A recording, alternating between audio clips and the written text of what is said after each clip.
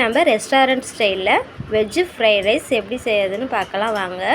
ஒரு பேன் நம்ம அடுப்பில் வச்சுக்கலாம். கொஞ்சமாக ஆயில் ஊற்றிக்கலாங்க. இப்போ நம்ம நீல வாக்கில் கட் பண்ண ஒரு பெரிய வெங்காயம், ஒரு கப் பொடி பொடியாக நறுக்கின கேரட்டு, ஒரு கப் பீன்ஸ் பொடி பொடியாக நறுக்கினது, இதையும் சேர்த்து நம்ம நல்லா வதக்கி விட்டுறலாம்.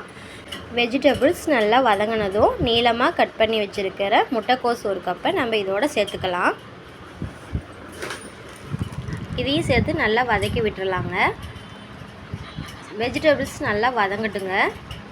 பச்சை வாசனை போகிற அளவுக்கு நல்லா வதங்கிட்டோம். இப்போ ஒரு கரண்டி எடுத்துக்கிட்டு நம்ம ஒரு ஸ்பூன் சோயா சாஸு, ஒரு ஸ்பூன் உப்பு, ஒரு ஸ்பூன் சர்க்கரை, ஒரு ஸ்பூன் மிளகுத்தூள் சேர்த்து நம்ம கிளறி விட்டு நம்ம வெஜிடபிள்ஸோடு சேர்த்துக்கலாம். சோயா சாஸோட வெஜிடபிள்ஸு நல்லா வதங்கட்டுங்க. இப்போ நம்ம வடித்து வச்சுருக்கிற ஒரு கப் ரைஸ் எடுத்துருக்குறோம். அதையும் இதோடு சேர்த்து நம்ம நல்லா வதக்கி விட்டுறலாம்.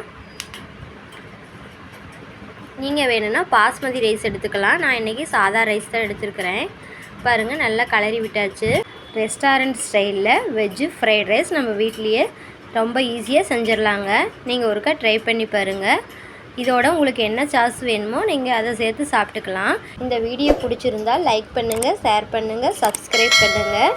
அடுத்து என்ன ரெசிபி செய்யலான்னு நீங்கள் கமெண்ட் பண்ணுங்கள்.